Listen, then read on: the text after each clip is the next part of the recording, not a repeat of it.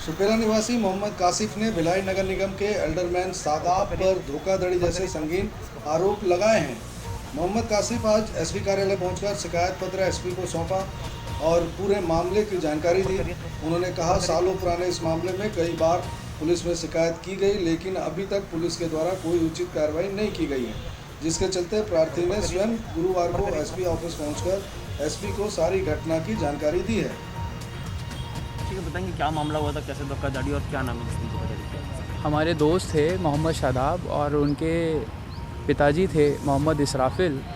वो मेरे पास में संपर्क किए, काफ़ी टाइम पहले से उनसे मेरी दोस्ती थी। संपर्क जब उन्होंने किया तो 2014 अगस्त का वक्त था। उन्होंने बताया कि हमारे क्रेशर प्लांट में आप अगर पैसे लगा देते हैं तो मैं आपको कुछ मुनाफा करा सकता हूँ। तो मैंने जब उनसे डिटेल पूछी कि आप क्या करेंगे ऐसे करके, तो उन्होंने मुझे बताया कि अगर आप मेरे क्रेशर प्लांट में पैसे लगाते हैं तो उस राशि के एवज में मैं आपको कुछ प्रॉफिट दूंगा, जो मेरे प्लांट का प्रोडक्शन होगा। गिट्टी खदान था उनका। एज़ वेल एज़ अक्टूबर मंथ में मैं आपको एक ट्रक आपका जो है वो वहाँ पे लगवा दूंगा, जिससे मासिक 1,20,000 रुपये किराया आपको हर महीने प्राप्त होगा।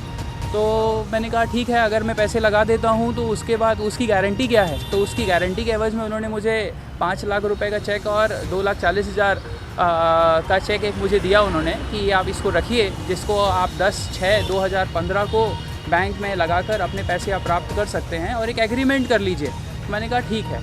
एग्रीमेंट हो जाने के बाद फिर अगस्त तय सीमा के हिसाब से अगस्त 2014 को मैंने टाटा की एक गाड़ी फाइनेंस कराई, ट्रक हाईवा जिसे कहते हैं। 25 लाख की कीमत थी और जब मैं उसे फाइनेंस कराने के लिए गया तो उन्होंने बोला कि आपको पास में वर्क ऑर्डर नहीं है, आप वर्क ऑर्डर दीजिए।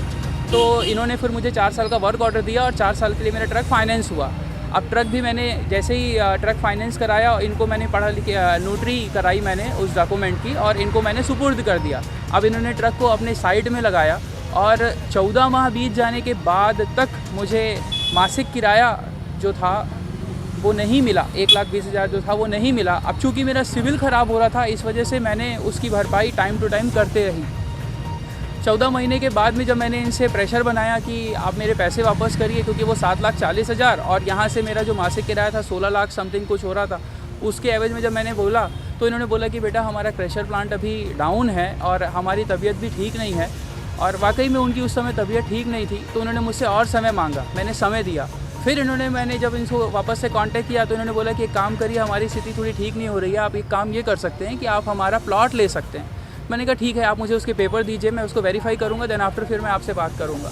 प्लॉट की इन्होंने मुझे पेपर दिए, उसको मैं टाउन एंड कंट्री प्लानिंग में आकर RTI के थ्रू मैंने जानकारी निकाली और वो जानकारी मुझे प्राप्त हुई 29 अगस्त 2016 को। और उस जानकारी में मुझे ये मालूम चला कि वो जो प्लॉट था वो किसी